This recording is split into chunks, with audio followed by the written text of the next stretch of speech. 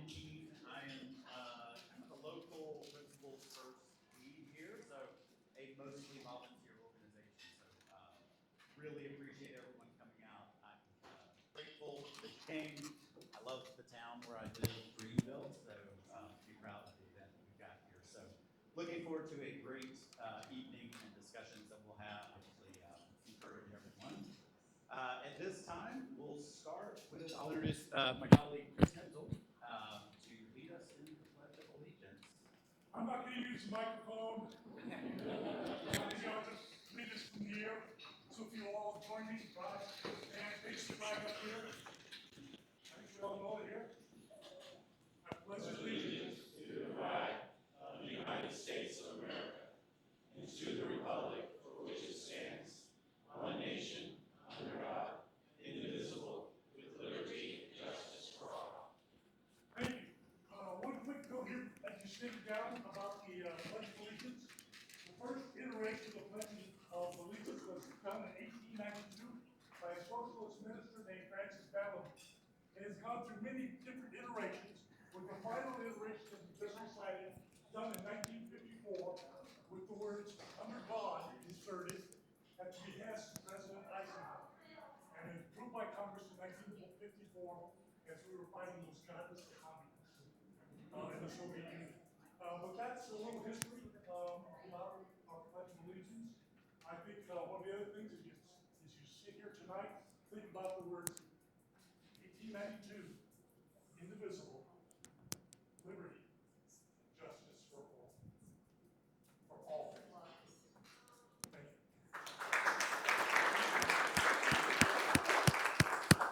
All right, at this time, I'd like to introduce Keith Mayo, the founder of Principals First, for his own welcoming remarks. Well, thank you, Ryan, and thanks for everyone for being here this evening. It is great to see so many folks gather around tables, and particularly just hearing everybody having conversations even before we even started. Hopefully you're meeting folks from around the state. We've got folks from, I know I said multiple states. Multiple Tennessee, states. Georgia, some folks up from Florida, another North Carolina, so yeah, Virginia, so thank you for those who have come from both near and far. We do these obviously because the country. If you're here, you believe like us that the country is facing one of the most challenging moments that it's faced in its entire history. As a people, as a nation, we're divided, oftentimes from our own neighbors. Friendships and family relationships have been strained because of the tenor of our politics and the nature of our political leadership, and the failure of that political leadership, quite frankly, to draw out what is good about Americans and what makes us an exceptional nation and people. And so that really is the motivating force behind what is Principals First, which is, and I hope you'll see it tonight, really a grassroots effort. This is not, nobody's making a buck off of this. We're not selling you anything.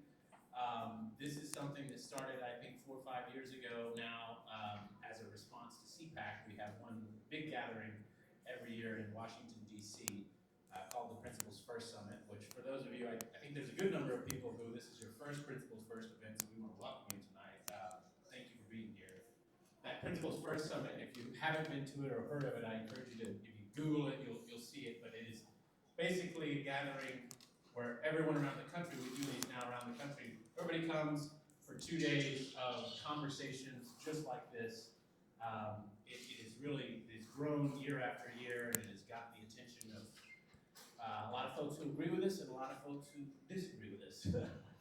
This year we had a bomb threat actually from the Proud Boys. They came and stirred up a ruckus. So you may have seen it on the news. But anyways, it is a group of people just like the ones in this room from all around the country, because I think what we're doing here tonight follows in a long and important American tradition. I mean, what we're doing here this evening, the Sons of Liberty did it in Boston before we were even a country. The folks who wrote the Federalist Papers the Daughters of the American Revolution, gathering in rooms, in person, meeting your neighbors, meeting those in your community to talk about the issues of the day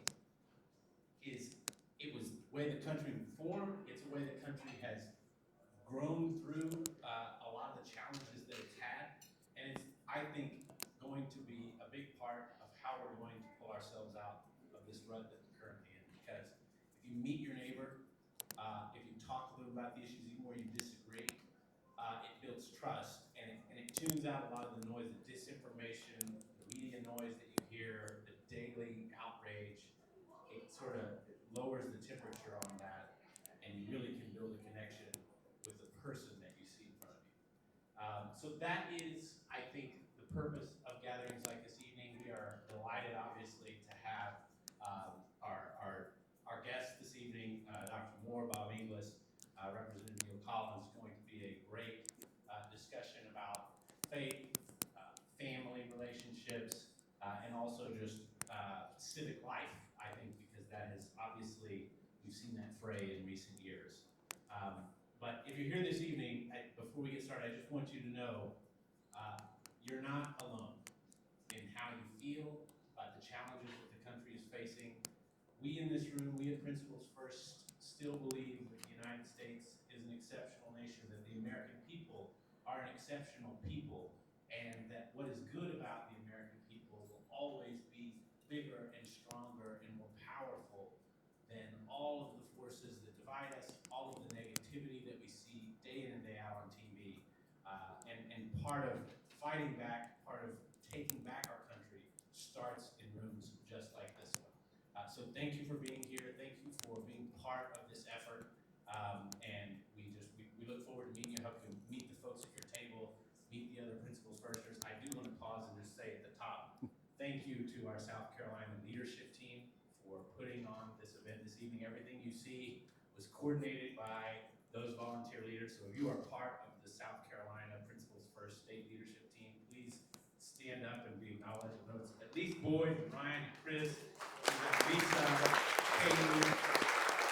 Thank you all for your leadership efforts.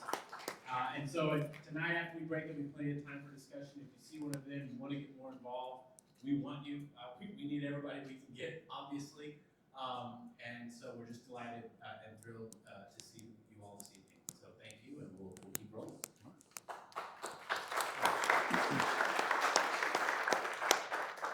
Okay, so one of the things, we're going to have a short video from kind of a fellow traveler organization. So one of the things Heath would tell you about Principles First is we're conveners.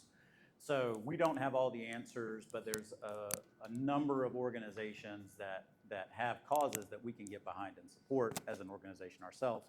One of those, if you're not familiar with what former Rep. Adam Kinzinger is doing with Country First, that is one of those fellow organizations. They've provided us, there's some materials on the table where you checked in if you want to learn more about their Country First Academy. They sent us a video. It's a very brief video, and hopefully technology works with us, and it'll play here for you.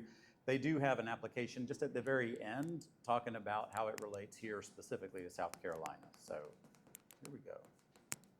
Country First Academy is prepared to launch the next week of pro-democracy leaders, those who will protect our institutions, work for solutions to complex problems, and foster freedom in their communities. The way forward is by uniting the pragmatic left with the principled right under the banner of putting country first, a mission achieved by identifying and training volunteers and participants to assist those and lead those who are on the ballot. With 14 webinars, 14 templates, and 2 tech tools in our learning library, we are ready for all levels of candidate education. Since our first class in 2023, Country First Academy has identified and trained 85 program alumni, with 41 successful in their ballot attempts to in total protect nearly 8 million votes. Our Arizona Clerk program ensured that the Maricopa County Board of Supervisors remained in pro-democracy hands. Our Michigan program identified first-time candidates who now felt empowered to lead. And our Wisconsin endeavor secured 200,000 votes under principled leadership. In 2025, we debuted 2 new tech tools powered by AI. The syllabus with maps and location to identify your elected officials, and Hey Professor, our chatbot trained on the learning library to deliver insights tailored to your election. Looking ahead to 2026, our midterm motivations are found in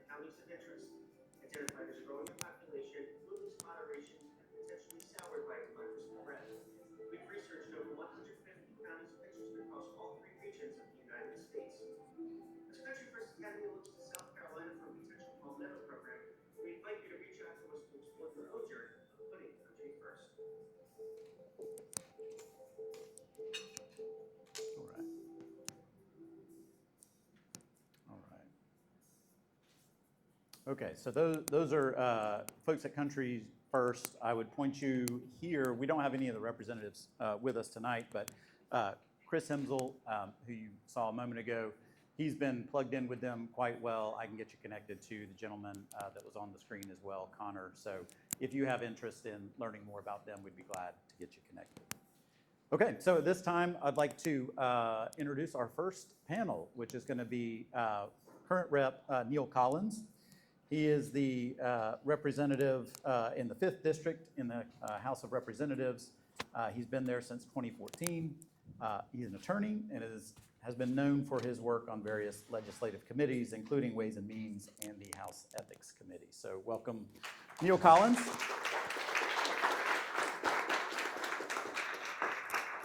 And then we also have, we're privileged to have former Rep.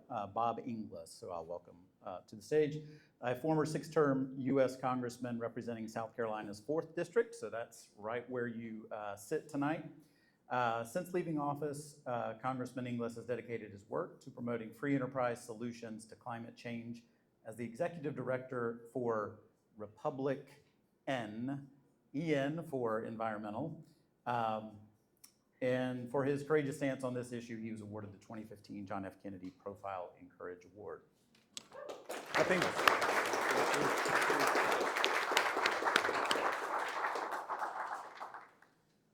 All right.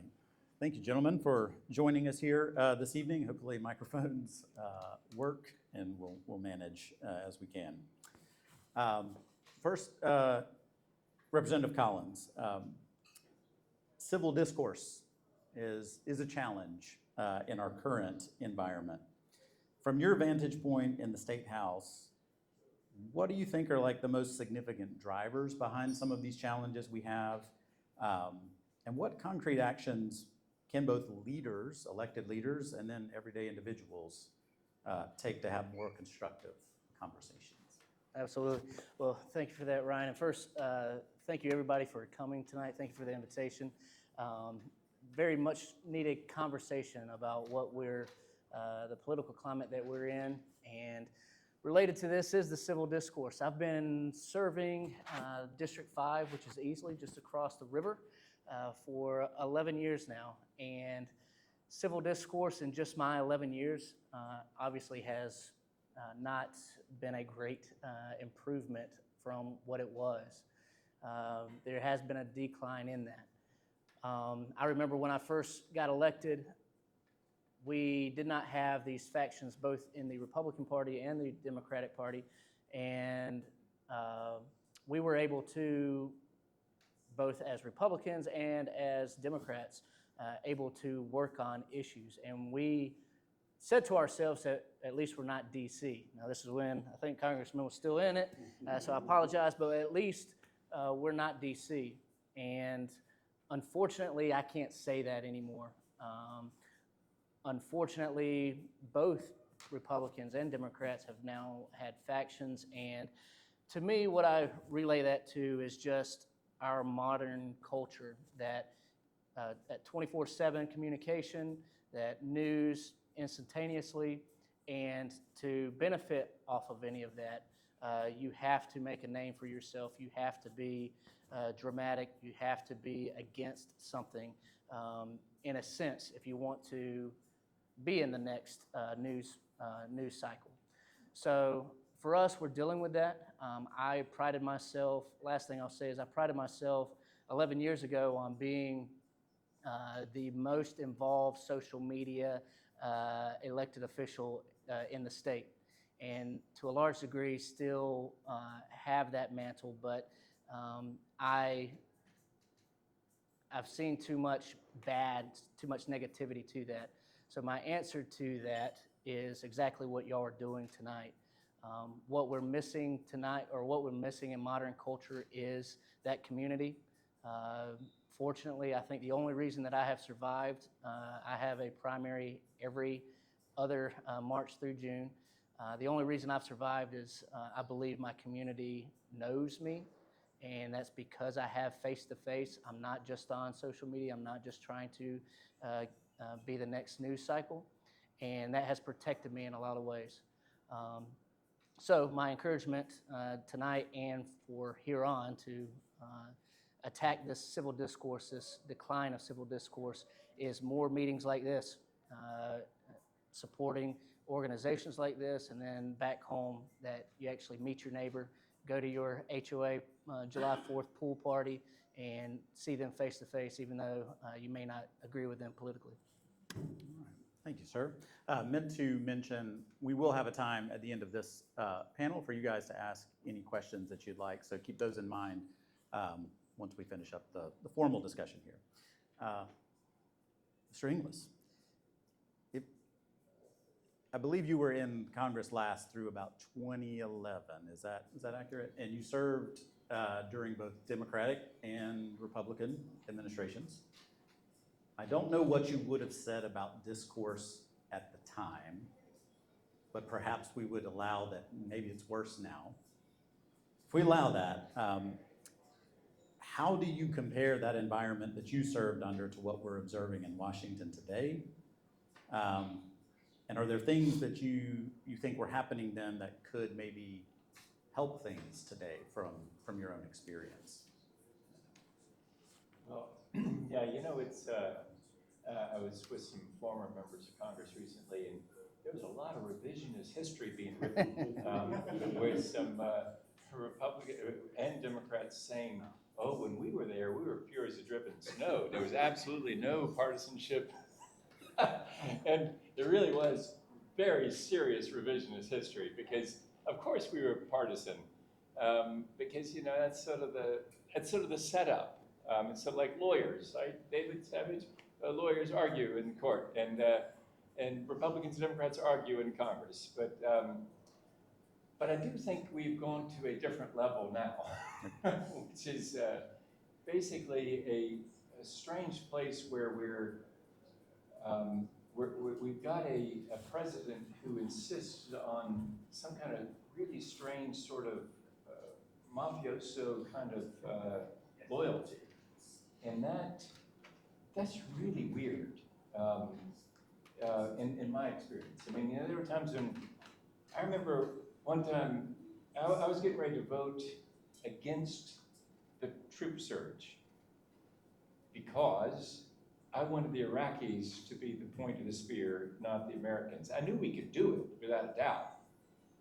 So I was at the House gym that morning, and I was talking to Jack Kingston from Savannah, Georgia, and I said, you know, President Bush just needs to stop saying, stay the course. And so I'd just been to Iraq on a trip, and so President Bush back then had everybody over the White House who ever went to Iraq to talk to them about what they just saw. And so he had us up on the 3rd floor, which is when you're really getting the smooth job, right? You're in the living room of the White House upstairs. And so he's saying something about we got to stay the course. And I'm thinking, I was saying it to Jack Kingston this morning at the mirrors in the gym. I got to say it to this man now to his face. So I raised my hand and I said, Mr. President, it's not good enough what you're saying. And he sort of listened.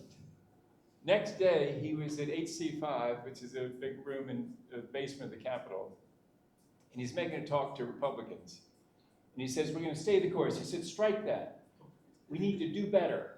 And so the meeting ended, and I thought he'd left. And he called out for me. He says, Inglis. And I turned around, and I said, yes, sir.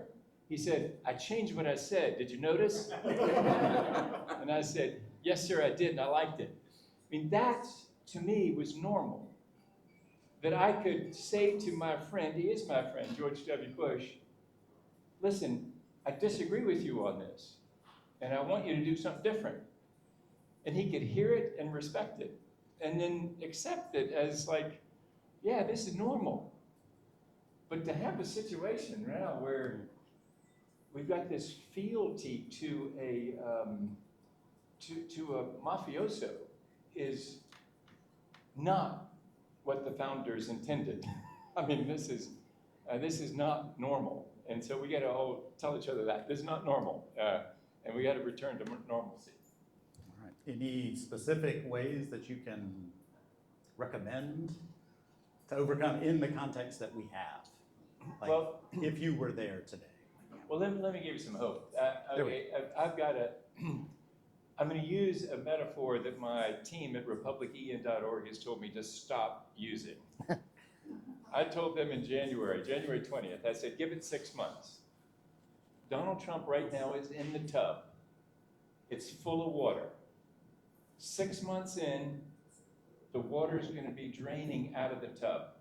And he's going to be sitting there, and then they say, stop. Stop. Do not. I don't want that picture in my brain. Do not. So now I've spread it, all of you, that thought. And you see the orange stuff is coming down, the hair is coming down. And okay, so. Yeah, we really got to stop this one. I agree. So give me, that means I get until July 20th, right? 6 months. I thought that Thursday when the bond market was about to go kafooey, and thank goodness Basant rushed in there and got in the White House while what's his name, Lutnick was down the hall, right? And so saved the day in the bond market. But that was a place where really it looked like it was going, the water is really going out of the tub at that point. But the thing is, so that's the hope is that really I do think the stock does decline. That's better. A better metaphor is the stock, right? Rather than the stock is declining rather than the water going out the tub. But the thing is, we have an unusual fella who's really good at throwing a hot one in order to change the subject. Neil, he must be really good at social media, I guess is the point, is he's able to really use his social media to throw something out when the stock market was about to go kaput, the bond market was about to go kaput. So that, I'm not sure exactly what to do about that, but I do believe that there will be a time when normal political behavior returns, where, for example, that member of Congress in Virginia, somebody's here from Virginia, that has that wind project where billions of dollars have been invested, might just say to the president on the 3rd floor or maybe downstairs on the 1st floor in the White House, hey, sir, that's not a good idea to stop that thing. I think that's coming. It's just that the stock has to decline to a point where normalcy returns. I appreciate that. That's kind of happening in our state. I think Nancy Mace quietly was reported to have reached out about a incentive or some kind of grant for Mercedes, saying, hey, can we free that up? So if even Nancy Mace is making those requests, maybe there's some hope there. According to Pew Research, public trust in government has been relatively low for the past couple decades. And this one is one we can't necessarily blame on Trump. It precedes even the first Trump administration. At the state level, the numbers are a little bit better, but they're still less than 50% of people expressing that they trust government to do what is best for people. So I'll ask you, Representative Collins, first.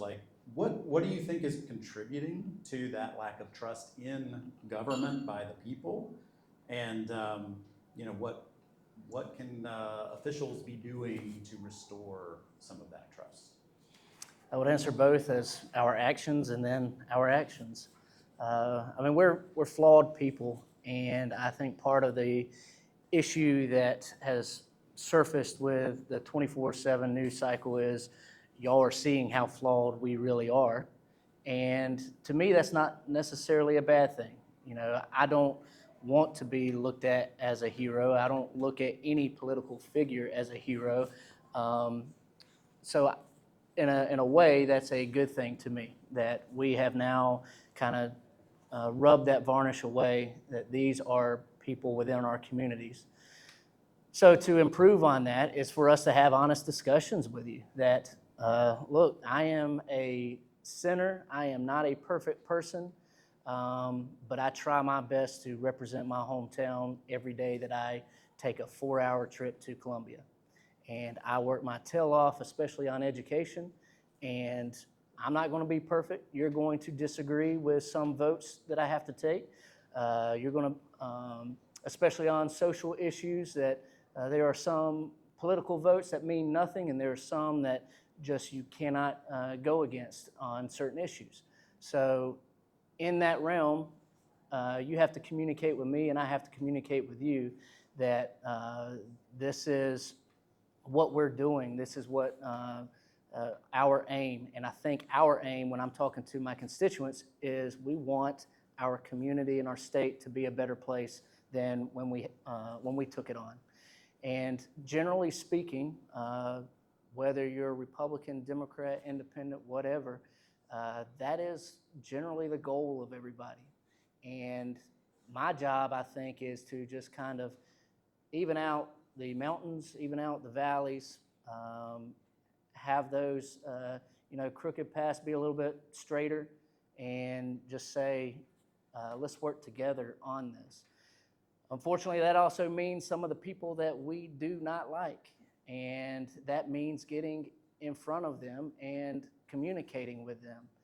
One thing that I get a little disappointed with, even for people that I am completely behind, is that they shut off certain groups.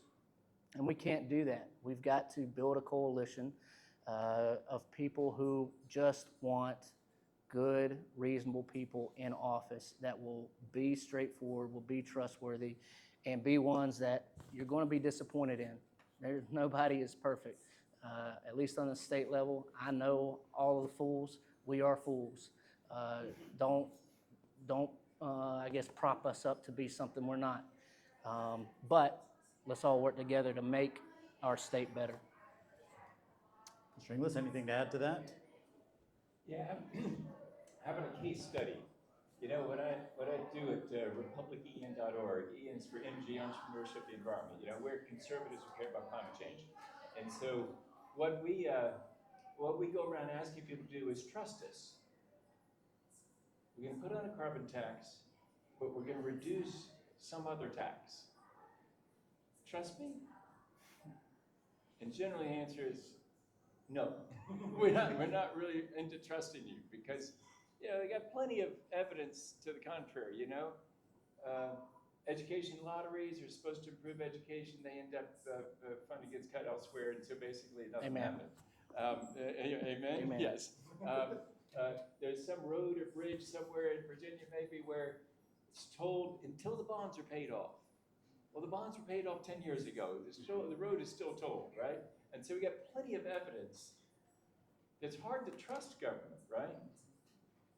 But what I try to tell people when they get in that low trust environment condition is, well, a free people can decide what to tax and what to untax.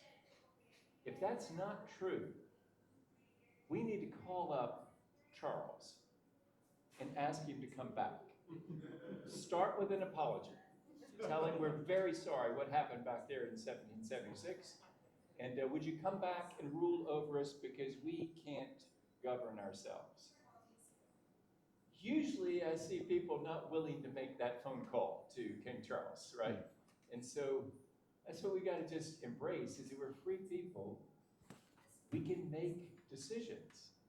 We can decide to what we're going to tax and what we're going to untax and how we're going to solve challenges. And so, but it is a problem to be in this low trust environment where, yeah, it's hard to trust government because it is, it's sort of, we're, I think this comes from perhaps hyper consumerism. You know, you can go on Amazon, you can get almost exactly what you want. I mean, you can find something, the air filter, I was looking for air filters last night, and you know, you can, fairly unusual size, I needed, well, you can get it. Now you go to, you know, a store, you might not get it, but Amazon has hundreds of kinds that you can get. So it's excessive consumerism means that we think we're gonna get exactly what we want when we go to government. Well, here's the thing about government. If you want orange juice, you know, you can go to the grocery store and you can get it with pulp, without pulp, with calcium, without calcium. You can get it whatever you want it. But when you go to government, you ask for orange juice, you might get a fruit drink back, but it's going to have some apple juice in it because the apple juice growers needed. You're going to have some pear juice in it because the Pear Growers Association got involved. I like this analogy way more than the Trump one. Yeah, it's better. Yeah, and so what we have to do is, when we're relating to government and people serving like Neil, is to understand that he's going to try to get what we just want and easily, but it's probably going to have to be acceptable to folks in Beaufort County. And they got a very different situation in Beaufort than they do in Easley, let's say. And so he's not going to get us orange juice. He's going to get us some kind of a fruit tasting drink. And but that doesn't mean we shouldn't trust government. That means we should just accept that you don't always get what you want. And I will sing it, you know. It's a song about that. All right, I think I'm getting some nods in the back. Is everybody able to hear from this microphone really well? This one's good. Neither of those two? Just Bob's. Okay, so I'll. Yeah. It was because of the Trump analogies. Okay, yeah. Somebody just edited that. You want to hear that. Okay. So I'll pass my microphone over to you. So, but I do have a kind of follow-up in your world. So bringing it back to what you're currently involved with. So not something everyone thinks of as the conservative environmentalist. So which is unfortunate, I think, for sure. But this is a world where there's some pretty entrenched views, maybe on the environmental left and then on the right about anti-environmentalism, a lot of cases.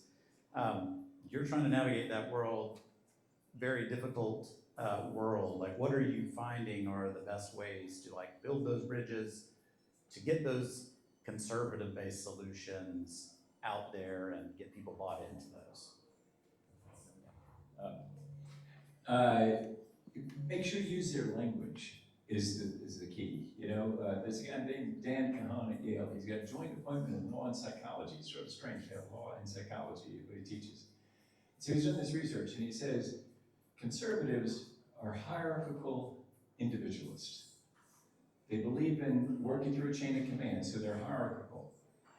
And they're individualists. They believe in individual effort and reward. He says progressives are communitarian egalitarians. They believe in community, they focus on community, and they're particularly keen on fairness. So they're communitarian egalitarians. The challenge for us at republican.org is we go to speak to conservatives, and that's who we want to speak to, right of center people, is that they've heard the climate conversation in the language of the left, the communitarian egalitarian language. And so what we have to do is change that language to hierarchical individual language. And so, you know, if you're starting a Latino outreach church, you probably want to speak Spanish from the pulpit, right? And so if you want to reach conservatives on climate, you want to use the language of conservatism and basically say, no, we're not all going to die next Tuesday. This is not a time to repent of the capitalistic system.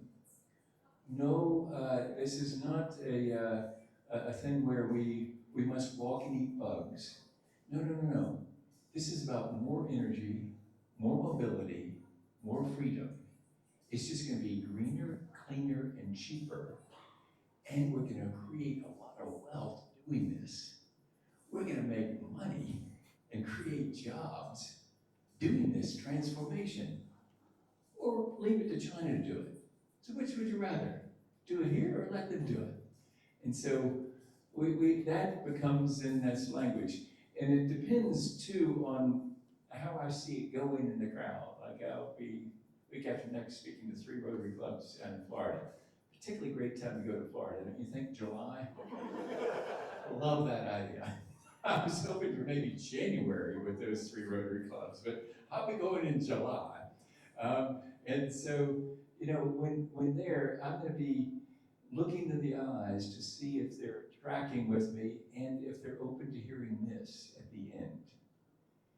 If what I've just described sounds familiar to you, because we're typically going to Rotary clubs because we think they're institutional, they skew a little bit right of center, but if there's some progressives there and I see them opening up to this, I might say to them, if this sounds familiar to you and you're progressive here, it might be that it's the same thing that Al Gore's been for about 30 years. I asked Al Gore several years ago if I could keep on saying that. He said, hold up, Bob. If you're talking a low, I said, no, sir, I'm talking a substantial carbon tax that's steadily rising, paired with a reduction in payroll taxes, so there's no growth of government, and applied to imports in a border adjustment mechanism so that China is paying it. He said, yeah, fine then. You can tell people what you're for. It's the same thing I've been for about 30 years. Because if that Rotary Club is going well, what I hope to see is people thinking, hey, we can solve problems in America if we can come together.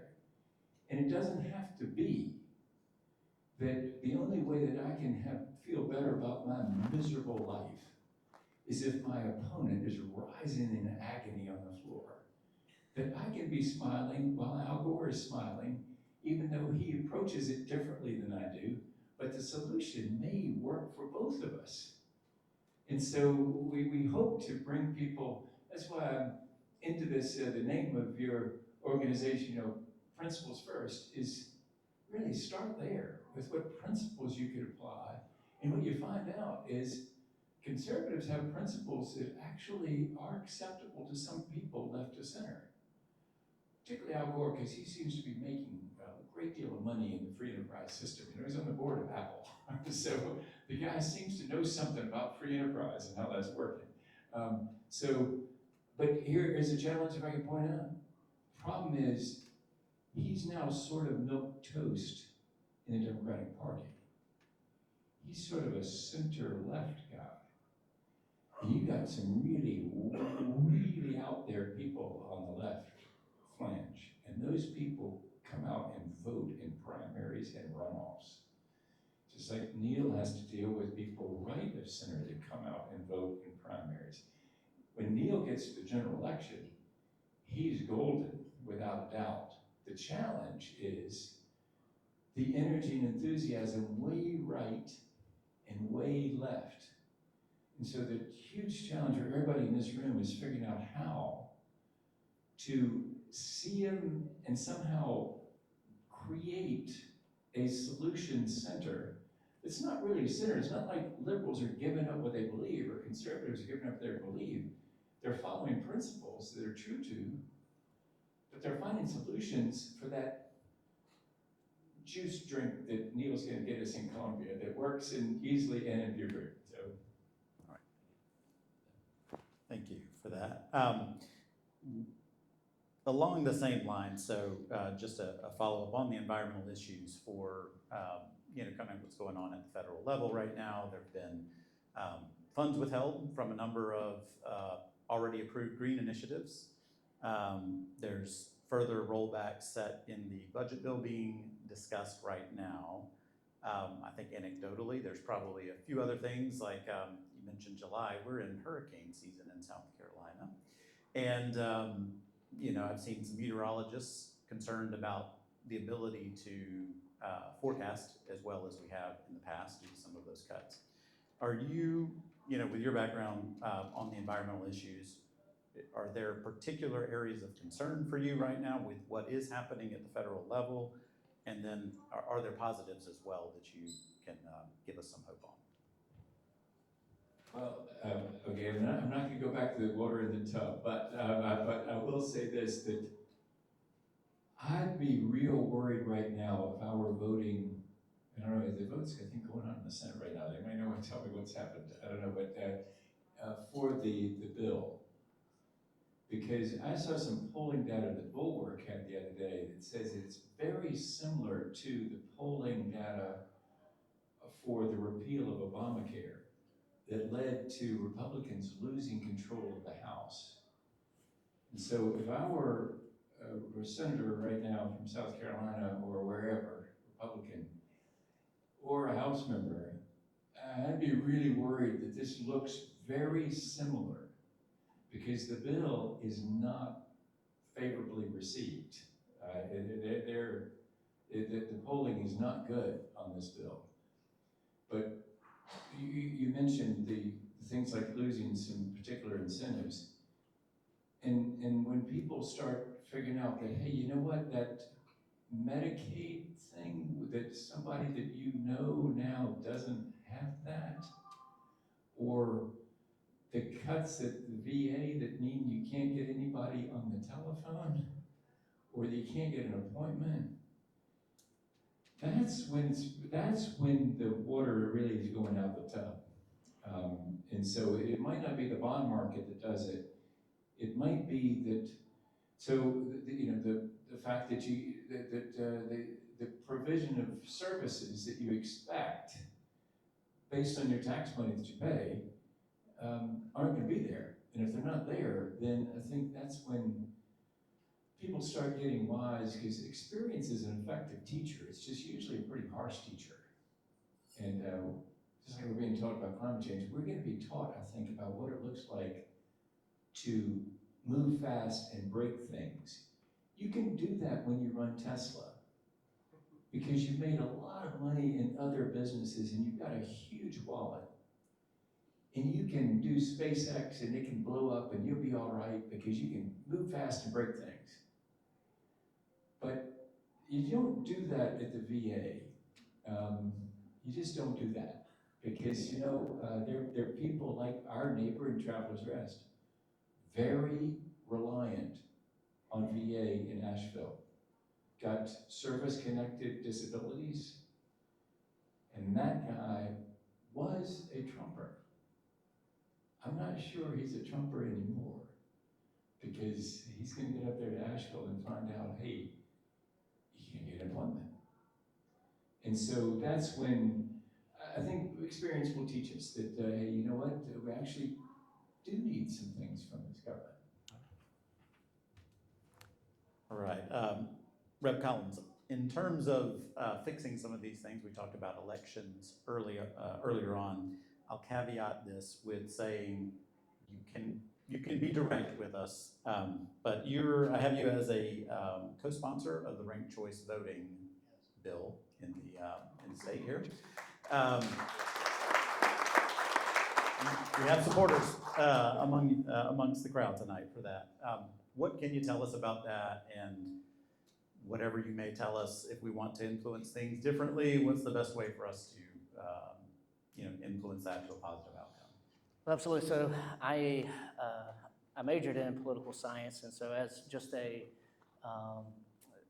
fascination of politics, ranked choice voting, and a number of other different means to get better people elected, I'm always interested in. I told one group, bring a bill that will get rid of the primary system in any form or fashion, I will be for it. Because sort of related to the last question, I don't deal in labels. I don't even consider myself a Republican. I don't consider myself a Democrat. I don't consider myself an independent. I just don't like labels, period. What I think we need to do, and I think one thing that the public needs to be made aware of, is our primary system is relatively a young thing, and it has not been around for our whole country's history. We decided to go that route, and unfortunately what we see now is what I call the power of three. And what I mean by that is, out of 100 people in Easley, only 60 of them are registered to vote. During a presidential race, 40 of those 60 will vote. During a governor's race, 30 of those 60 will vote. But in my primary in next June and every June before that, only about 6 of those 60 people vote. So I need 3 people to elect me out of 100. I realize that.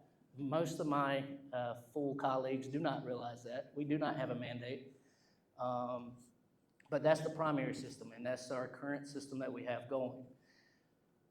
What that leads to, and we're dealing with it in Easley, we deal with it in the upstate for my whole life, is we are farther right than normal here, and what that leads to are the loudest voices. Those loudest 3 people have had their way, and they've been very successful, especially the past decade or so that I've been around. So our goal, the positive to all of that is, groups like Principals First and y'all in here, it only takes 3 people back home. That's it. If you recruit, if you train that person up, and then most importantly, if you support that person, you will do well. So I encourage you to do that. It seems tough to win elections, but if you have been elected before, you realize how vulnerable that is. I know that, for example, I intentionally took 2 precincts in Berea during the last redistricting. The Hispanic community, I went from about 500 to 5,000. If my Hispanic community only voted 10% compared to my 7% of the rest of the district, they could have a Hispanic person sitting in District 5. And I would encourage them to do that. So us just not having that knowledge that it's really not that big when we have this primary system that we have. So, but going to the actual question of RCV, it's going to take a lot of work, and I know there's a lot of advocates in here because a lot of jobs, a lot of history is based on our primary system, and they do not want to give that up. That power and authority and what they have always known to be, they don't want to give that up. It's not necessarily about being against the best person to win. It's just that person knows that that person is the current best person, and if you change the rules of the game, they may not be successful under that. So to take that power and authority away is going to take a lot of grassroots efforts, and I commend everybody that has worked on it for the past 2 or 3 years. But as far as me, I'm for it and anything else that will get rid of a primary system. Awesome. All right, we'll close up with a quick question to both of you, so get ready with those questions if you guys have them. So you have the mic, so I'll just ask you, what would you want us to know about what's going on in the legislature, what you're working on? I know you're involved heavily with education in the state. Free reign. Free reign. Number one, be grateful. I know we're all frustrated. It feels dark. Be that candle in the dark. But at the same time, realize, take a step back every night. Every night, I'm just thankful. I pray my blessings. And I think we all should. We live in a wonderful country. We live in a wonderful state. Easley is a wonderful community. Yes, we have things that we need to work on. Yes, we want political leaders to be more honorable and better people. But at the end of the day, I know my life is so much more convenient than my grandfather's. And I know my grandchildren will have a better America than I grew up in. I think we need to have that faith. We need to have that optimism. But to get there is a lot of work. And I think it's our duty and responsibility to make that happen. So in South Carolina, a lot of good things are going on. I think the budget is a really solid budget. We funded teachers. Our teachers, for example, when I first started, a starting teacher would make $27,000, I think it's $311. This year it's $47,500 in just 11 years. No matter what you hear, we have invested in education in the past decade in South Carolina. We've had a balanced budget, of course, that's required, but we've cut taxes and we have funded core functions of government. So everybody wants to fight over it, and I understand that, but a lot of good is going on. There's a lot of good people. They don't necessarily have the same motivations that you or I may have. In politics, generally speaking, people are motivated by either power, money, or prestige. And some nerds like me are just on policy and don't care about the rest of it. But you got to know those motivations of each individual person. And the good thing is during those motivations, they generally want to make their community and their state better. So understand that, and it may be a little different. I can guarantee you my people in Easley think far differently than the people in Charleston or anywhere else in the state, but there's beauty in that. So don't get so frustrated with that. We are a good state. We are a good community. All right, if you can hand the mic over to Bob.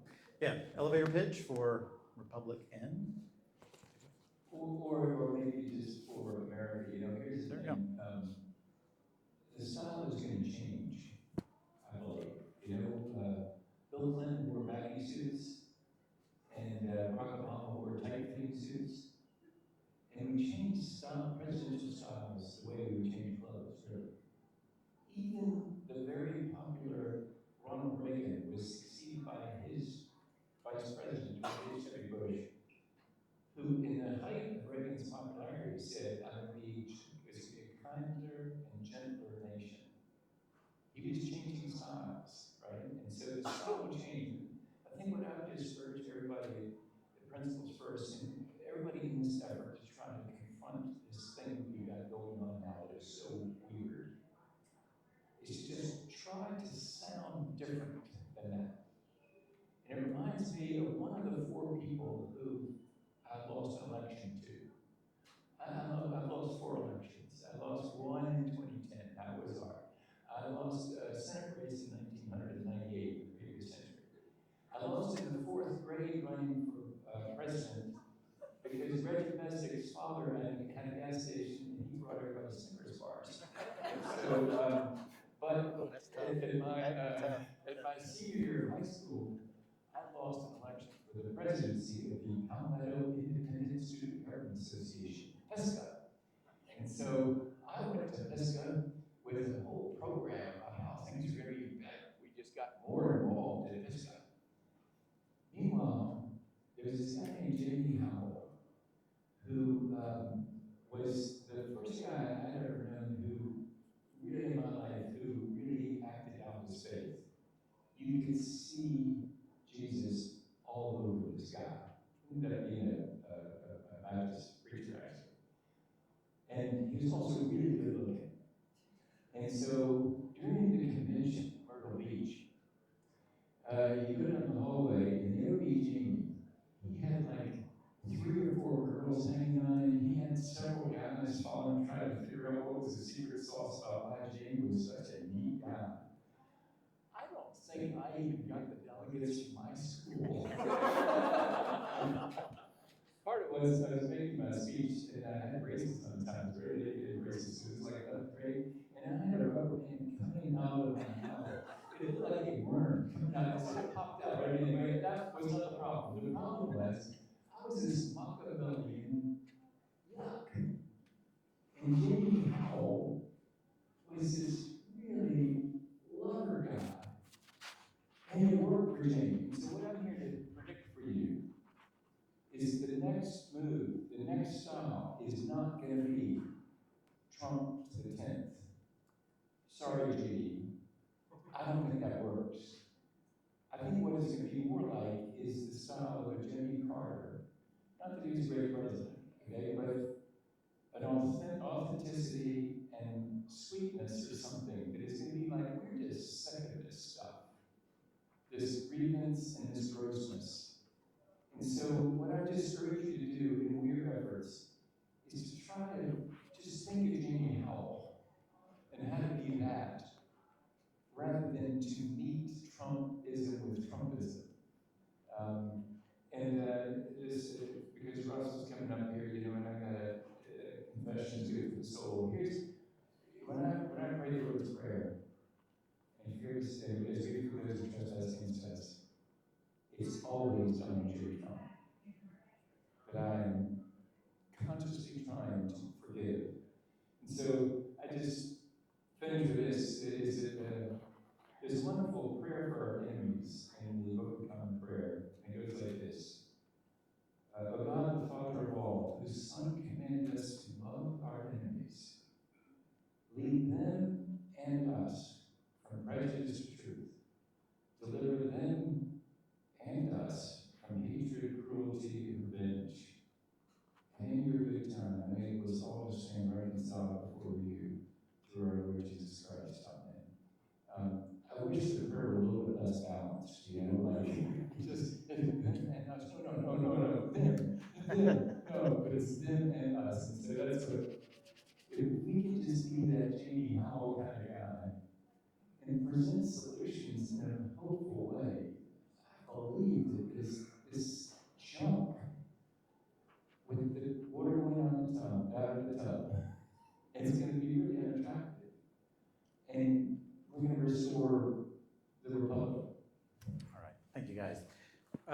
any quick questions? We probably have time for one or two if anybody has any. Otherwise, we can move on to the next panel. Okay, we've got one. Let me get the microphone too.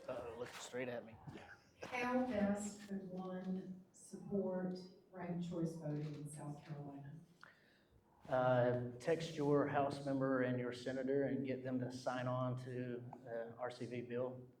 So there is a bill. Oh yeah, and we've had one for at least 2 sessions now, maybe just past 2 sessions.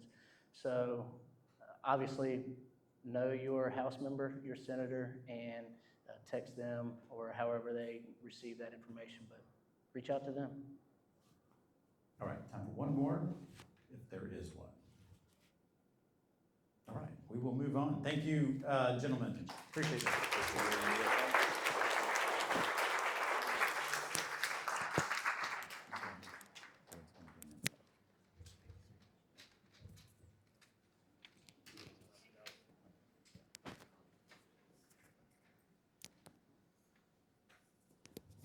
Good evening, and thank you all for being here tonight. My name is Boyd Rogers, and I'm from Fort Mill, South Carolina. I'm one of the South Carolina co-chairs and co-leads Principals First in this state, and it's a pleasure to have each of you here. Thank you for the investment of your time and for trusting in us to deliver something of value to you tonight. It's my great pleasure now to reintroduce you back to Heath Mayo, the founder of Principals First, and his guest, our guest tonight, who is Russell Moore. Russell Moore is the editor-in-chief of Christianity Today, and is the author of Losing Our Religion, an altar call for evangelical America. Dr. Moore was named in 2017 to Political Magazine's list of top 50 influence makers in Washington, and has been profiled by publications such as the New York Times, Washington Post, Time Magazine, and the New Yorker. An ordained Baptist minister, Dr. Moore served previously as president of the Southern Baptist Convention's Ethics and Religious Liberty Commission, and before that as the chief academic officer and dean of the Southern Baptist Theological Seminary, where he also taught theology and ethics. Dr. Moore was a fellow at the University of Chicago's Institute of Politics, and currently serves on the board of the Beckett Law, and is a senior fellow at the Trinity Forum in Washington, D.C. He also hosts the weekly podcast, The Russell Moore Show, and is co-host of Christianity Today's weekly news and analysis podcast called The Bulletin. Dr. Moore was president of the Ethics and Religious Liberty Commission of the Southern Baptist Convention from 2013 to 2021. Dr. Moore also is no stranger to Principals First. He appeared on a panel with David French and Mona Charon at our 5th annual Principals First Summit this past February in Washington, D.C. A native Mississippian, he and his wife Maria are the parents of 5 sons that live in Nashville, where he teaches the Bible regularly at their church, at their congregation, Emmanuel Church. I'm pleased to introduce to you Dr. Russell Moore.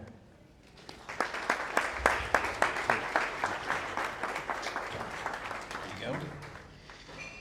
All right. Well, I have the privilege of being the moderator this evening. I'm very excited for this conversation. Dr. Moore, you're someone that I greatly admire and respect. I actually knew about you and had read your writings and your public musings even before I was interested in politics. I grew up in East Texas and Christian Baptist, Southern Baptist is the way I was raised, and the church community that I grew up in.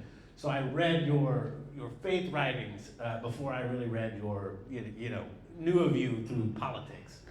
So I'm very excited for this discussion, because I think you, more than maybe anyone, I mean, there's David French, there's others, but you have really sat in this interesting spot in our civic life as a country, both as a faith leader. You come from a deep scholar of Christianity, of theology, but also in speaking to Americans as Americans. And we're gonna, I think, in our discussion this evening, we'll unpack, faith, family, and moral formation. You've written a lot about that. And then also just, I think, our civic life more broadly. But I want to start with faith. Obviously, South Carolina, I think, it's a community that's rooted in faith. We've got Bob Jones just up the street.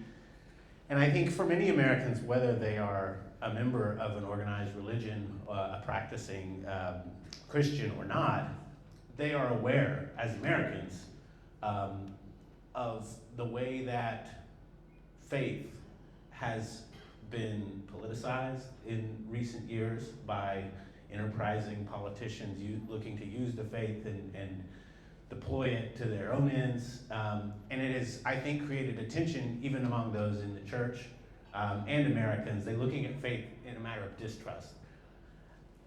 I think we all sense that. I won't go on and on about it, but we're aware of those trend lines.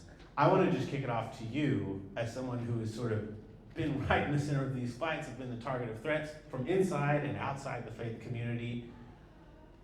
Where do you see us today as a country with respect to the issue of faith, and what can we do about it as Americans? Well, usually, is my microphone on? You might have to turn it on. Just Oh, let's see. How about now? that No? Okay, one might be let's try on. that. How about that? There we go. All right. Usually when people think about divisions that are going on in faith communities, they assume that that's happening in purplish kinds of congregations where you have Democrats and Republicans fighting with one another. That is really rare right now because of the kind of sorting that we have had happen in almost every area of American life. There are very few, unfortunately, congregations where you have Democrats and Republicans together in great numbers. But you have the kind of division that happens in those red congregations and in those blue congregations that is every bit just as intense, for the same reasons that Representative Collins was talking about with that 3 out of 100. I had a conversation one time with a pastor, Republican, conservative evangelical pastor in a red state. Everybody in his congregation were Republicans, and he explained to me the exact same dynamic he was facing as the person I talked to an hour later, who was a really progressive Episcopal priest in Washington, D.C. All of her congregation were Democrats. And both of these pastors said, our congregations agree on all the issues, we vote all the same way, but we're divided over whether those things ought to be central in our congregation. So both of them said, it's not enough that I agree with my congregation if I don't make central and have the requisite amount of anger about whatever a group within the congregation wants to hear, then I'm coming under this kind of divisive force in congregations. I think that there's a couple of reasons for that, but the primary reason, I think, is boredom and lifelessness.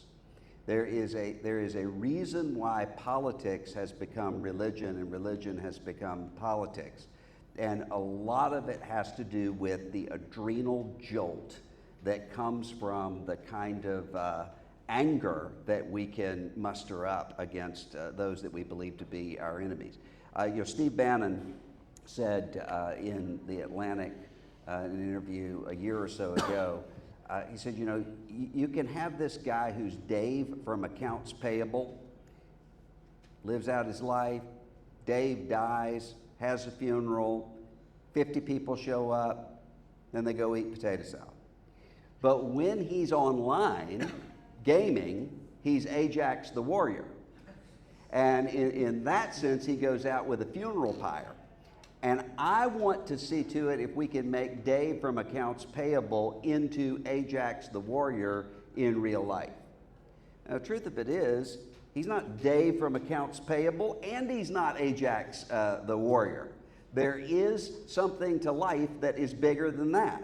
But when you have a feeling of lifelessness and numbness, then that kind of pseudo-warfare political kind of identity, the core of who I am, based upon who my enemies are, becomes really, really important.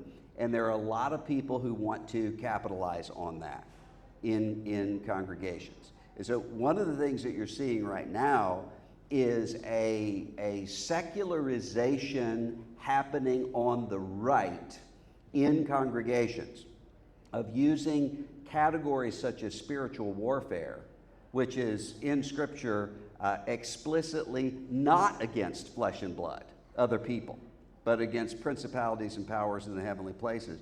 but applied toward one's political enemies. This becomes really, really dangerous, because once you start speaking of people as demonic forces, you start seeing them as irredeemable. And we end up with the kind of life that we have right now. And part of the problem we have is that we have an entire generation of people who are asking, is there anything real about religion, or is this just a means to an end to some political agenda? And if it's a means to an end to a political agenda, even the people who agree with the politics will eventually conclude, I can get the politics without giving up a Sunday morning. So it's a genuine crisis facing the entire country, whether people are religious or not right now, what's happening in our religious communities. Okay, well, that was an excellent starting point, because there's a lot there that I was wanting to touch on. But I mean, that I think hits pretty much all the themes of the problems of what's happening in the church, what's happening in the country. People's faith has taken on this secularization, as you talk about, where the objective is just, I can realize my spiritual commitment by winning an election or being a crusader for a particular candidate, and that leads you as Christian to excuse the types of behavior that we see, the immoral behavior from our leaders. You kind of write it off. We're not electing a preacher so long as he's our guy. I'm curious, though, if we step back and abstract away from the problems, what is the solution? What do you think is the proper role of faith in public life? I mean, it's always been sort of about influencing the culture, yes, but also being, I mean, when I grew up, I always thought it's about living Christian values. It's about being a good role model in your community. I mean, how do you think about the proper role of faith in public life? Well, in an American system, politics cannot be the number one ultimate thing. That's not the way the country was set up. It was set up for people who are shaped and formed by something that is beyond politics and power. So I think that the role, when it comes to political life, the primary role that faith communities play is in the shaping of the consciences of the people within those congregations, even if they disagree on how to apply that. So, I mean, I talk often about, I was talking one time to a couple of city council people in a city, and they were arguing about the minimum wage, and one of them said, you know, we've got a lot of widows and orphans in our community. I got a lot of single moms who they can't make enough money to raise their children. We need to raise the minimum wage here so that they can feed their kids. James 1:27 teaches us that. The other one said, wait, I'm concerned because I'm afraid if we raise the minimum wage that these businesses here will start cutting back hours, and then the single moms that I have in my community aren't going to be able to feed their children. Well, those two people, regardless of who was right, both have motives that are being shaped in the right way. Their argument now is prudential. What's the best way we can actually get there? If, though, you have a third person who comes up and says, who cares about these losers and takers? They shouldn't be having these children if they can't take care of them. That's somebody who is in an entirely different category, being shaped and formed in a wrong direction. And that's one of the reasons why, if you look at the way that cruelty has become such a driver of politics right now, and we try to say, well, you know, that's just who I am in my political life. That's not who I really am. Problem is, who you are in your political life in this kind of an ecosystem does actually shape and form who you become later on. It certainly shapes and forms what you're willing to tolerate. And that's especially true when you have this glaring inconsistency of saying for 30 years, character matters in terms of public life. Vote your values, not just your pocketbook. And then turn around and say, you can't be such Puritans when it comes to people's character. We actually need somebody who is lacking in moral constraints and character to be able to fight for us. I mean, your children and grandchildren can see that for what it is, and understand that that's just not morally consistent at all. Mm-hmm. And I want to talk about the children and the grandchildren point, because I do think you're hitting on a point that says basically this is more structural and systemic of a problem. It's our frame of reference of how we engage in the debate at all. Regardless of which side we take on the minimum wage question, if we're coming at it in a penal way to go punish my enemy as opposed to reflect a certain moral value that is formed in me, that is something that takes place before you even get to the debate. Yeah, and if you give up on even the possibility of persuading the people who disagree with you, I mean, when is the last time? I mean, it was really striking to me to see a couple weeks ago, Bono was on Joe Rogan Experience talking about PEPFAR cuts. The striking thing to me was it was one of the first times I can think of in memory where I have seen somebody changing his mind in real time. Changing Rogan's mind. Bono laid out what PEPFAR does.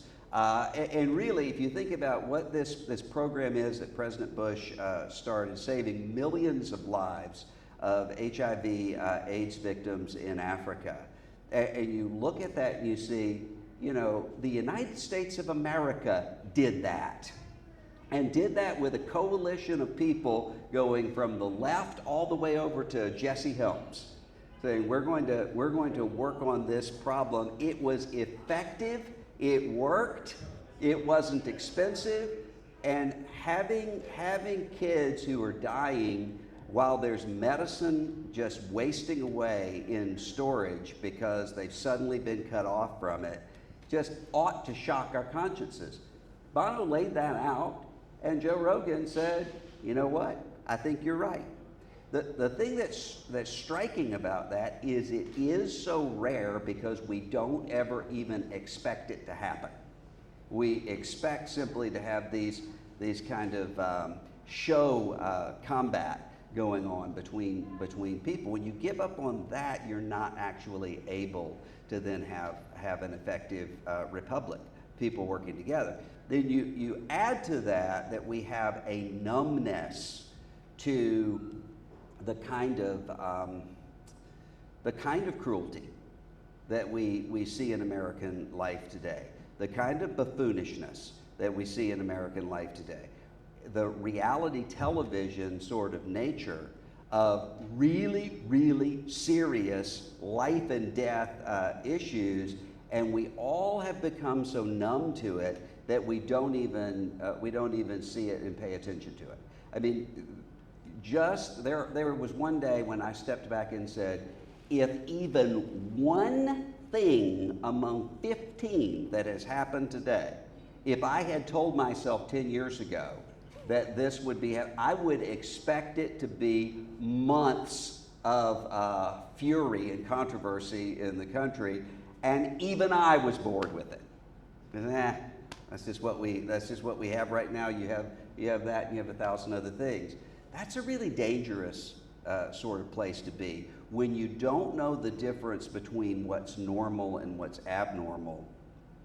It's very, very hard to come back from that. Mm-hmm. And what I worry about is that sometimes people will say, "Well, what's the hope?" And what they usually mean by that is not hope. It's reassurance. And what they usually think is, well, you know, something will happen.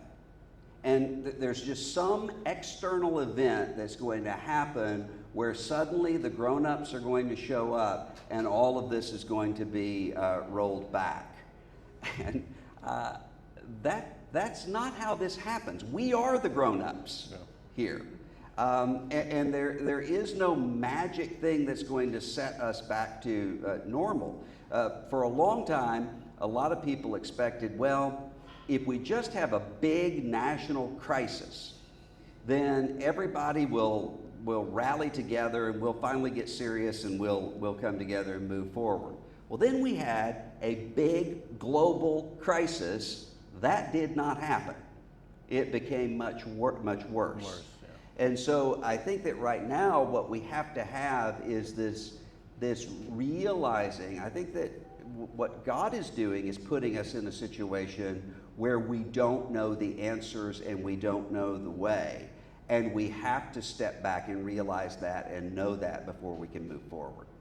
And if we try to skip that and have a cheap hope, I think we're not going to get where we need to go.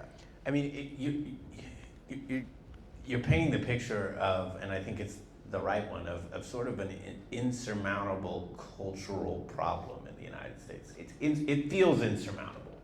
And one of the problems that people talk a lot about, I think it is a severe one, is the isolation. You talk about Ajax the Warrior, the isolation of young men. That has been a huge base for President Trump and Trumpism generally. People find their identity in that movement and kind of shoulder it as their own identity. As fathers, as family leaders, as community leaders, how do you present an alternative community and identity to pull those folks out of that place that they have gone in their lives, but also in their politics? I just feel like, it's so easy to get sucked into, and we just had our first daughter, and she's only 6 months old, so she, thank God, cannot get a cell phone or be on the internet yet. But I sit and I look at her, and I can't imagine what the world will be like for her when she is 13, 14, 15 years old, and all of her friends and the guys that will be in school with her. If this is where we're living now in the age of AI, how do we in this room give those of our family members a rooted grounding that doesn't change and that is stable and that is not defined by the political objectives of any one person, pulling the strings? Well, I mean, part of the problem is the acceleration right now. There is such a short window of time between that's a bizarre science fiction reality and, well, this is ubiquitous, what are you going to do? There's no time for people to prepare. So if you had said to people when Bob Inglis was in the White House talking to George W. Bush, the biggest problem that parents of teenagers are going to be having in terms of mental health in the year 2025 will be a piece of glass in your pocket that will connect you to all of the information in the world and will create instantaneous connection between people. Everyone said that sounds ridiculous, that sounds crazy, until you get to the point where everybody's like, well, I mean, what are you going to do? Everybody's on their smartphone all the time. It's too late. So there's no time between too early and too late. And we're right on the precipice, I think, of a change. If you listen to the people who actually know what's going on, the kind of changes we're about to face over the next 3 to 5 years are going to be really critically important in terms of employment, in terms of sense of meaning and purpose, in terms of what does it even mean to be human. I mean, if you listen to what some of the broligarchy that we have in the tech field right now, who have massive power, not just in American political life, but American economic life, but in American cultural life. Listen to Peter Thiel's conversation with Ross Douthat this week. It is terrifying when somebody can't answer the question, should human beings become extinct and be replaced with downloadable computer programs? That's where the drivers are. So the way we respond to that, I think, can't be at a mass level. The solution can't be at the same scale as the problem. It has to be small and it has to be human in terms of human connection. And so if you have small groups of people who actually know each other and have that kind of connection, that's how this happens. That's one of the reasons why one of the major questions that I get, I talk all the time about when I was first starting out in ministry, I would have parents who were coming to me saying, I'm really worried about my kids because they're just kind of going crazy. Help me to know what to do with them. Now I have the reverse. I have young Christian adults who are saying, my parents have gotten sucked into all these crazy conspiracy theories and that's all they want to talk about. How do I maintain a relationship with them? And what I've often said is, why don't you do this? Come into your family group and say, look, you're not going to convince me of this political stuff. I'm not going to convince you of this political stuff, but I really need a mom or a brother, whoever this person is. Can we just agree not to talk about those things right now? Now, that feels like you're saying, oh, well, that stuff doesn't matter, and so we ought to be apathetic about it. You're not solving that stuff at the dinner table anyway. But what you do need are those human connections that can actually outlast that. When you have people who start to see that that's necessary and start doing the work to do it, what you end up having are the kind of imaginative pictures that then people can build on.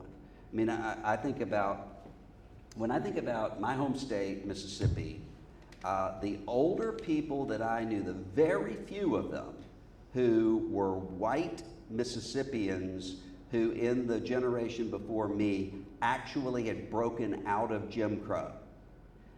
I wish that I could say that they learned to do that in Sunday school.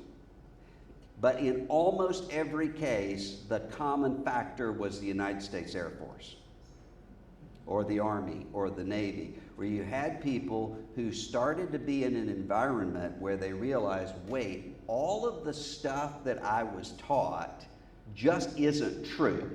And we actually are able to be Americans together. And they had an imaginative picture that then they could put into place later on. That's what we have to have here, and it's going to take a lot of small experiments of people putting that together in order to do it. And there are lots of examples of where that's happening. I mean, if you look at the tech issue, look at the number of schools since Jonathan Haidt's Anxious Generation came out, the number of schools that actually have said, you can't have your smartphone in class. They braced for some sort of massive blowback from this, and then they realized the kids were relieved.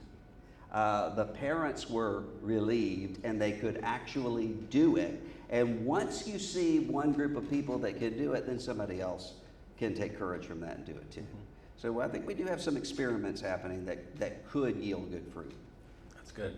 And I've just got one more, and then we'll open it up. I kind of want to just make it a collective discussion here.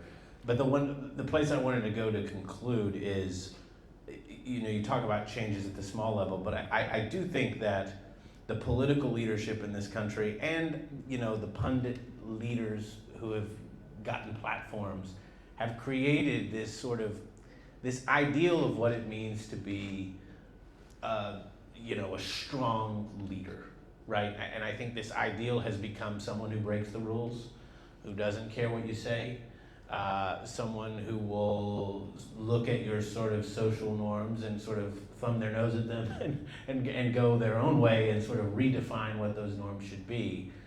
I'm curious, if that's the world that we live in, and the world that we want to go to is one where the model of public leadership, of strong leadership, is one of civic virtue, is one that calls us to our better angels.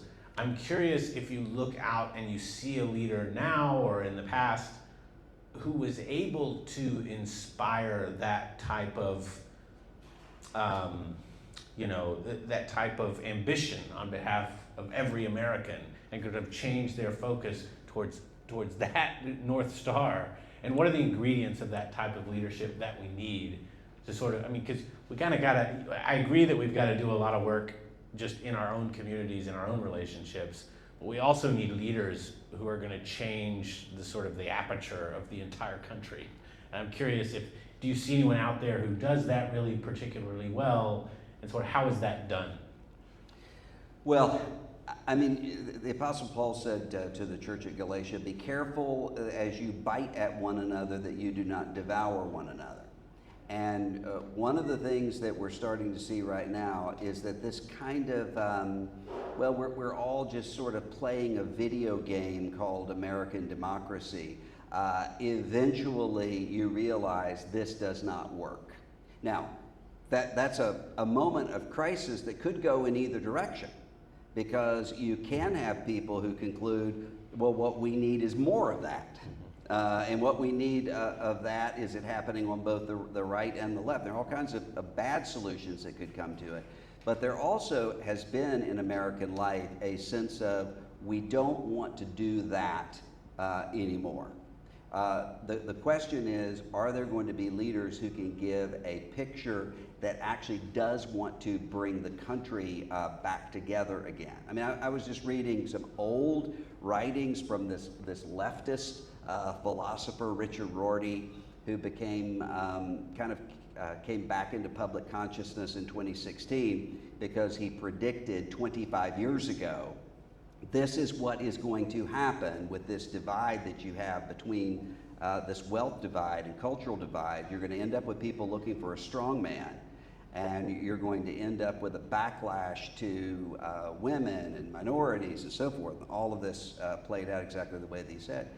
But he was talking to his fellow leftists and said, if what you assume is that all of this is just unmasking cynically the fact that the American project has always been corrupt and wrong, you don't understand what the project actually is, and you're never going to actually persuade people and win. You have to have people who understand the country actually can function and can move forward. With the leaders, the problem is we don't know who they are usually until the last minute. I mean, nobody was looking to Abraham Lincoln until he was in that spot and had to do it. So I think we're probably going to be really surprised. And we're also right now, I think, at a time when we're starting to, all the old coalitions and alliances are remixing. I mean, I realized one time when I had to sit down, I had my funeral planned out. That's just kind of the way I am. I had planned my funeral out for a long time, and I had to go in and change it to change out all the people who no longer speak to me over Trump. And as I was doing that, I was realizing, almost everybody has been in this situation right now in this time of flux of old coalitions where I thought we were doing the same thing. I thought we were motivated by the same things, and it turns out we weren't. But then you're turning around and saying, and here are these people that I thought were the other, and in some other unreachable tribe, we're actually doing the same thing. All that's being remixed right now, and so I'm not sure we can even predict Who the team will be. Not just who the leader will be, but who the teams will be. Yeah, exactly. Yeah. Well, thank you. That is a great discussion to start us off.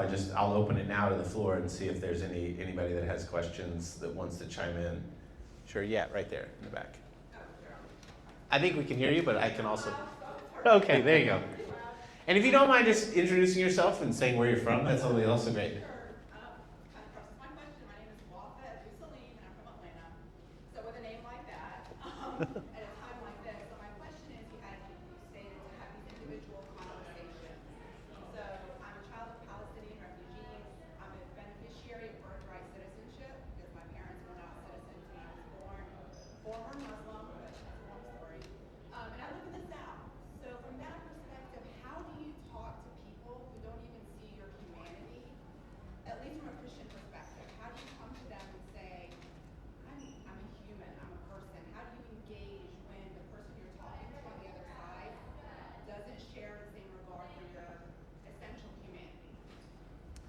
Well, I think that one of the problems is that there's kind of a psychological mismatch going on in American life right now, where you have one group of people who, for whom ideology feels like conviction, it feels like life, they're very loud. And then you have the normies in a community or in a church or somewhere else who don't understand that kind of mentality and think, well, if I just get really quiet and still, then they'll eventually just settle down and move on. That doesn't work. And so a lot of it has to be you're actually talking about who you are and what matters to you and what your story is. I mean, I can think of, there's a pastor in Texas who came to this country from Iran and started an elementary school in 1979, Texas, and had kids, screaming all kinds of racist epithets to him. There was one teacher who stepped in and said, "It's not going to happen anymore," and who actually saw him and who engaged with him, completely changed his life. You have to be willing to say, this is who I am, and it's not always going to work.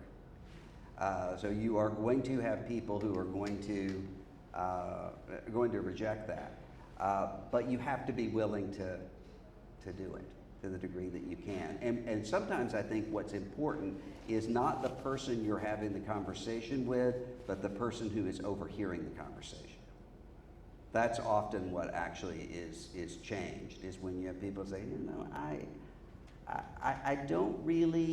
I can't really believe what my parents are saying about those people, whoever they are, because I've heard her. So I would just say, don't give up on that. Another thing I've noticed, and that it's been just through the work of Principles First, but also in just my own personal relationships, is trying to build connections around things that are not rooted in politics. I think actually, Trump and all the people around Trump did this pretty well, to be honest. Though they went to, they had hunters gathering, hunters for Trump. They do, farm, or they go on a big hunt, and they connect with people at the shooting ranges or around an interest that was not political. And then slowly but surely, those relationships were formed, and those became very politicized communities. And I think that's oftentimes something that folks in the center have not done well, and it's because it's super hard to, because it is all encompassing. It feels like it sometimes, but I feel like we really have to make an effort to re-inject ourselves into those apolitical associations that we have, whether it's the PTA or your local food bank or whatever it is, where you're meeting people from all different walks of life, all different backgrounds, where they're getting to know you on some other human basis before they even know all of these other things that they might just completely recoil at. And then it's harder for them to reject your humanity like they would want to do. And so, I think that's another thing that, I've certainly realized I'm trying to re-engage in those ways, because it's very easy to sort of always want to engage politically. But any other questions out there? I saw one right out here. The thing that I feel the most despair about right now is, you mentioned, the cruelty. Particularly in the last couple of weeks, the videos of landscapers being thrown to the ground and beaten. It's going to make me cry. An Iranian woman in LA being thrown to the ground and handcuffed. And there are many of our fellow citizens who get off on this, who love seeing it, and many of them are evangelicals. What has happened, and how do we overcome that? Well, I think there were certain practices that became normalized and central within evangelicalism evangelicalism turned into a political. This is one of the things that concerned me the most. I heard somebody one time on, I think it was on NPR, saying, you know, in 2015, 2016, you could hear Russell Moore going through the stages of grief. Because at first he was saying, well, yeah, but these aren't evangelicals supporting Trump. And then it was, well, these aren't church-going evangelicals that are supporting Trump. And then it was, well, these are lesser of two evils type voters. And then, you know, and what we have, what I said in my own defense was, there was a little bit of naivete in there, but at every point that I was saying that was true. And that's what I was worried about, is the kind of people that were saying to me, well, you know, we're going to be in this direction politically, but we're not for all of that. That's not the way tribalization works in American life right now. You have very few people who are able to say, well, I'm kind of with you on that, I'm completely opposed to you on that, and I'm going to call it out. Instead, they adapt and they conform, and then ultimately turn that into the standard of what righteousness is. And those who are not aligned with it are then exiled. And when you have, I mean, I've mentioned this many times, the sense of despair that I started to have when I started hearing multiple pastors who would tell me the exact same thing, that they stood up and sort of parenthetically said in a sermon, when someone strikes you on the cheek, turn the other one. And people would come up after and say, where did you get those liberal talking points? And when the pastor would say, I'm literally quoting Jesus Christ, the thing that was shocking to me is not that you had people didn't say, oh, you're right, I need to spend some more time in Sunday school. Is that people would say, yeah, that was okay for then, but not now, the stakes are too high. As though Jesus is preaching the Sermon on the Mount in Mayberry. I mean, it is a kind of cruelty that can feel like righteousness and feel like conviction, because it's a kind of fake spiritual warfare where you don't actually have to be virtuous. But have we overcome it? I think you have to have people who are willing to model something different, and people who are willing to say this is a long game. You're not going to be able to change that in the short term. And so if what we think is, okay, we've got to change the country, or we've got to change the church, we're going to yield to despair or cynicism. And usually what cynicism looks like is, well, I mean, you just have to join into the same game. We can't do that. Instead, what we have to do is to say, we have to cultivate a new generation that at least sees the option of a different way of living, where compassion is not weakness, where virtue is not being a loser, all of those kinds of things. That has to be a long-term project, or we're simply going to yield and we're going to give up. And I mean, part of the thing is, I mean, right now in American life, part of the problem is you have this sense of an expectation of total winners and total losers. So every election is either the exuberance of we won it all, they're gone, or we've lost everything, we're gone. Well, in no election in American life is half of the country raptured. We're all still going to be here. And so you don't have any final victors, you don't have any final losers, and you have to have people who are willing to say, even though I'm living in a really sad and twisted sort of time, I'm going to refuse to give into it. I'm going to refuse to be it. So you can't change America right now in the short term, you can't change the church right now in the short term, but you can change you. And you can say, I'm not going to yield to that. And if enough people start seeing that kind of model, then you can actually have the beginnings of new life.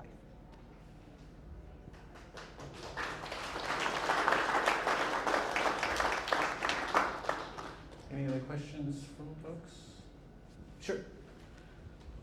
Dr. Moore, you said something about in the next 3 to 5 years that we're going to be facing radical change. You remember Alvin Toffler and Future Shock? Yeah. The acceleration of technology, science is getting to a point that most of us can't even grasp it. AI, cloning, genetic engineering, transhumanism, neural links, all these things are going to rapidly come upon us all soon. And that's going to be overwhelming for this country as well. Both Democrats, Republicans, independent Americans. We also see the Chinese and what they're doing. And that country's driven by communists, unbelieving people. There are Christians obviously in China in areas, but most of that country is driven by atheists. And they're heading in that direction as well. I think this is going to be a critical time in our history in this country where we're going to have to deal with that. What would you say would be the best solution as Christians in responding to this radical change that's coming, and how do we deal with it? How do we, besides praying to Jesus to help us understand and get a grip on it, but we're going to see it and it's going to sweep a number of people in that direction. And some will be caught up in it, and others are just going to resist it, and it's going to create even more problems than what we're seeing in Washington right now. Well, I think that the main, in this case, the diagnosis is largely the cure, because the problem is that we don't know what we're walking into, and you have people who are expecting the next decade to be something like what they've seen before. And what they don't realize is, you know, the people who are actually, whether they're utopians or dystopians, the people who actually know what's going on are talking about the next 10 years as being more transformative than the Industrial Revolution. And if you think about that at every category, I mean, I had to deal with just this week, and it's not the first time, a marriage counseling sort of issue because somebody's fallen in love with a chatbot. I wasn't trained to deal with that in my early ministry training. And then if you look at the sort of, just look in terms of the disruptions in terms of employment. When I was pastor, we had a factory down the street. I knew if there was even rumors of furloughs that I just needed to make time in my schedule to deal with marriage problems, substance abuse problems, porn addiction, all kinds of things because of that, people trying to substitute something for that feeling of fear. When you have that on a widespread basis, and it's affecting entire sectors of people, that question of meaning and purpose is going to be. The tech bros already see this, and the answer to that in their mind is, well, if you just give people universal basic income and you give them enough toys that they can sort of immerse themselves into virtual reality, then they'll be happy. That doesn't make human beings happy. And so we have to be aware of that, and then to have enough people who are ready when the inevitable kind of disillusionment is there to say there actually is a different way, there is another way to live. But if we're not aware that that's happening, I mean, I worry about, just in terms of church life, I'm not worried about the mega churches in terms of their survival. I'm not worried about the really small churches in terms of their survival. It's that mid-level church that thinks it's doing fine because the money's still there, But you look at who's giving the money, and they're all 75 years old, and you realize once that's gone, they never even saw this coming, and now they're in a moment of complete crisis when it's too late. That can happen at an entire societal level, and you have to have people who are able to say, we don't know exactly what we're going to be dealing with in 5 years, but we know it's going to be very different than right now. And I mean, go back and read sometime Marshall McLuhan's writings on media transformation in the 1960s. And it sounds like somebody who understands the time right now better than anybody who's alive. He says, the problem is we're moving toward greater connectiveness, and you think that connectiveness is going to unify people, but instead what you do is to take a little tribal village and you turn it into the entire world, and what happens, you end up with everybody at odds with one another, and that's exactly what's happened. So when you have that kind of transformation, it has just ongoing effects everywhere. We have to be aware and able to navigate that and to see it. I think also, the only thing I'll add to that is, in going back to your question also, amidst all this change, something that I don't think that Trumpism and those who sort of espouse it have a very good answer for is the question of what is permanent. They, you know, the big turn of phrase that they did, you know, the nationalist Tucker Carlson, is they like to say that America is a nation of borders. It's not an idea.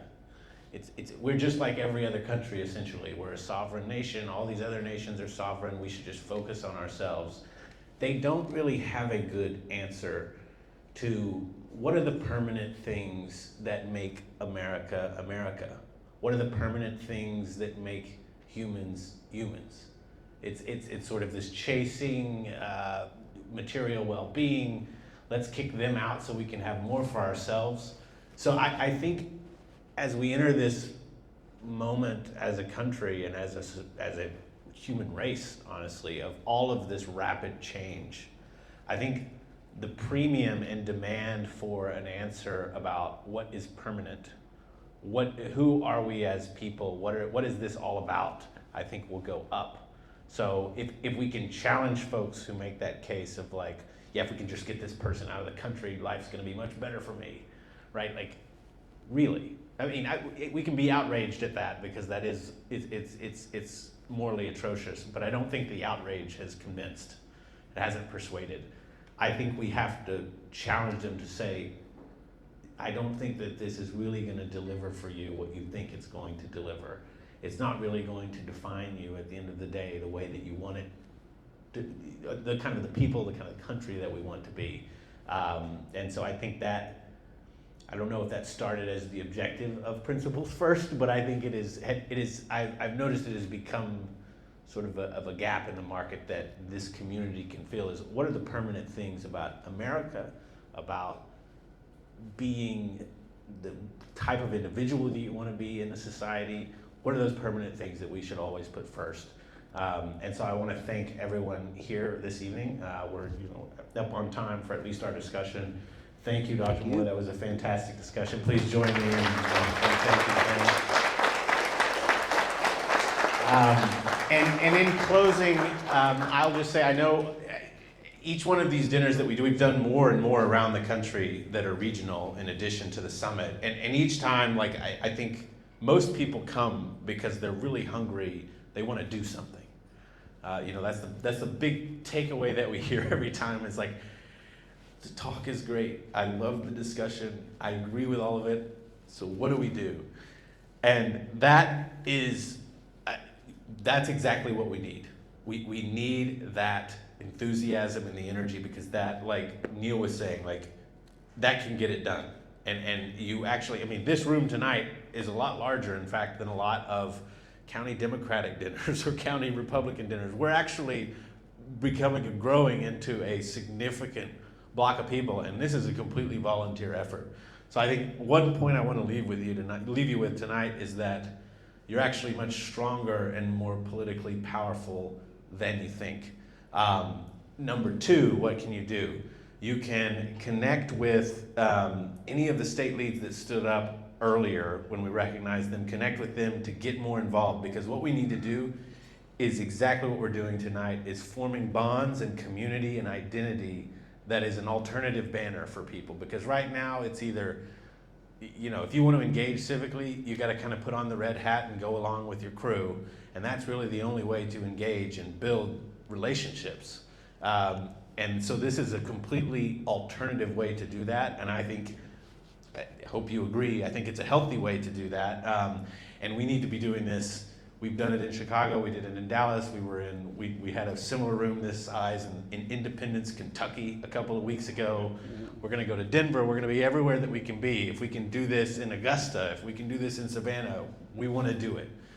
So if you're interested in bringing, I know we had people coming from Virginia and Georgia, if you're interested in doing something like this in your community, let's do it. We want to do it, because I really think that you know, it's one thing to go volunteer for a campaign. People can do that. Principles first.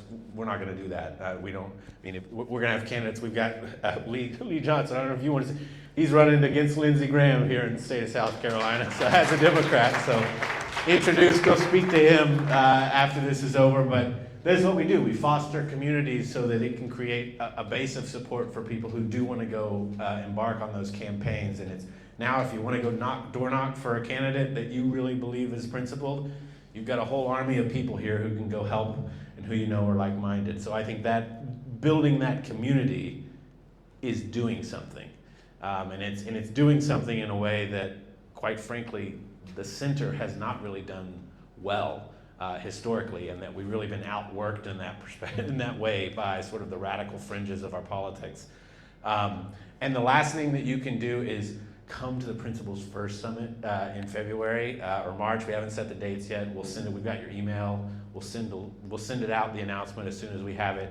It is going to be, you know, obviously next year is the 250th anniversary of America, so that's going to be the theme. I'm really excited about it. You know, every year it's a tremendous labor of love and passion from everybody, all the grassroots leaders who are involved. If that's something that you're interested in being a part of and helping with, we'd love to have you.